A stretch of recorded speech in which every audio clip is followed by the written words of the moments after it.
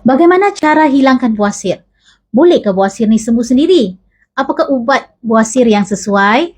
Dan semua buasir ni perlu dibedahkah? Okay. So ini adalah soalan-soalan yang biasa ditanya oleh pesakit. Dan insyaAllah Kak Nur akan share dalam video ni. Tapi macam biasa, jangan lupa subscribe dulu YouTube channel Kak Nur.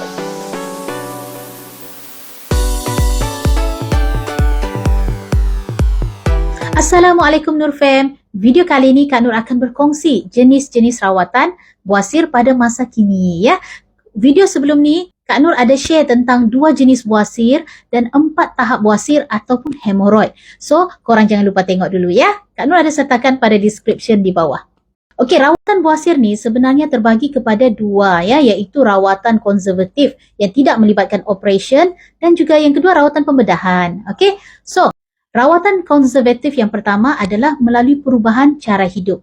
Biasanya, rawatan ni sesuai untuk buasir tahap rendah atau tahap 1 lah, di mana belum ada benjolan keluar, yang keluar daripada dubur.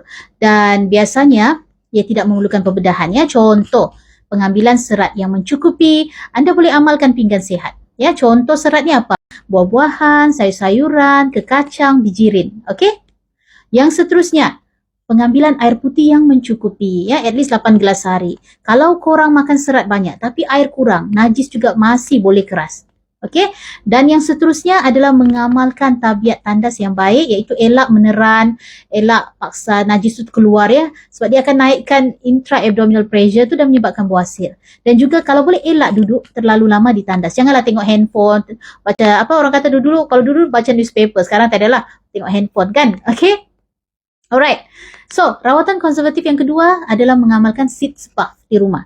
Sitz bath ni boleh digunakan untuk mana-mana jenis buasir. Tapi, of course, apa itu sitz bath? Kan? Okay, so ia adalah rendaman air suam pada bahagian dubur ataupun perineum. Macam dalam gambar ni. Tujuannya bukanlah untuk pembersihan ya, tapi ia more on relaxation. Relax. Maksudnya kita rendamkan kawasan dubur tu ke dalam air suam untuk mengurangkan kekejangan otot ataupun muscle spasm, di mana dalam tu dia ada sebenarnya sphincter kan, anal sphincter macam getah. So dia kasih relax supaya bila relax otot tu, anal sphincter tu, dia akan melancarkan lagi perjalanan darah dan membantu proses penyembuhan. Malah dia akan mengurangkan bengkak, mengurangkan rasa gatal dan sakit lah. Memang ada dijual tempat sitz bath ya, tapi korang tidak digalakkan membelinya sebab ada pakar mengatakan ia lebih memburukkan lagi ya, sebab bentuknya yang kecil tu membuatkan anda juga duduk lebih lama di tandas. So maka buasir tu, bengkak buasir tu dia makin sukar mengecil lah, sebab ada kaitan dengan tarikan graviti yang menyebabkan peredaran darah ke salur vena tu lebih tinggi lah, maka lebih bengkak lagi susah kecut ya. Tapi sebenarnya korang boleh guna tempat mandian tub di rumah, kita isi air suam, kita baring macam flat tu kan, kita relaxkan dubur. Dengan ini dia kurangkan tarikan graviti. Tapi janganlah letak air panas melampau ya, tak pasal-pasal merah punggung tu. Okay? So dicadangkan lebih kurang suhu 40 degree Celsius macam tu. Alright, so lepas kita rendam, kita lap, keringkan bahagian dubur tu dengan kain yang bersih secara perlahan lah. Jangan digosok lah, nanti makin luka. Kalau korang ada shower, doktor pakar mengatakan kita just bongkokkan sedikit ke depan, alirkan air suam tu untuk supaya dapat lalu ke punggung kita lah, macam tu.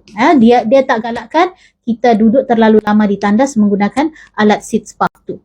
Okey, sebab benda tu mungkin boleh lagi memburukkan. Rawatan konservatif yang seterusnya adalah ubat, dengan ubat ataupun rawatan krim ubat ya. Contoh, krim tahan sakit ataupun local anesthetic, krim steroid untuk kurangkan keradangan, dan juga mungkin boleh consider antibiotik kalau ada jangkitan. So, ada juga ubat yang boleh dimakan untuk melancarkan peredaran darah, mengecutkan buasir. Contoh, Diasmin. Okay? So, ataupun ada juga kita boleh bagi ubat untuk melembutkan najis seperti lactulose ataupun suplemen fiber. Ya. Yang seterusnya adalah rawatan prosedur kecil ataupun kita panggil sebagai rubber band ligation. Ini biasanya boleh dibuat di klinik kalau peralatan tu ada ya, dan ini biasanya boleh untuk buasir dalam tahap rendah seperti 1 dan 2 macam tu. Okey, rubber band ni dia sebenarnya getah khas, kita ikat pada pangkal buasir tu dengan alat ligator yang khas, dan buasir akan mengecut seterusnya tertanggal daripada dinding dubur tu. Okey, dan yang terakhir adalah rawatan pembedahan. Ini biasanya yang kategori yang tahap yang lebih tinggi lah, iaitu tahap 3 dan 4 ya. Dan kalau korang pernah dengar hemorrhoidectomy, Allahu Akbar.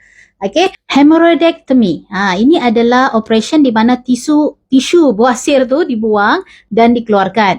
Ini makin jarang digunakan sebab menyebabkan luka lambat sembuh lah, dan mungkin melibatkan pendarahan, kesakitan ya selepas pembedahan. That's why sekarang ni ada rawatan terkini, iaitu rawatan laser bawasir. Dan ini biasanya hanya mengecutkan bawasir dan tiada pemotongan tisu anus atau tisu dubur ya. Dan rawatan kurang menyakitkan dan pemulihan lebih cepat. Biasanya fiber laser halus tu dia akan masukkan ke dalam bawasir melalui satu tusukan kecil, dan haba laser ni dia akan mengecutkan bawasir dengan menghentikan saluran darah kita tu lah. Okey, dan bawasir tu dia akan mengecut dan sembuh secara perlahan-lahan. Okey. So itu adalah serba sedikit rawatan untuk bawasir. Untuk dapatkan lebih lanjut, korang kena berjumpa dengan doktor korang sendiri ya, insyaAllah. So semoga perkongsian ini memberi manfaat, sharing sebab sayang. So jangan lupa like, comment and share. Assalamualaikum. Bye-bye.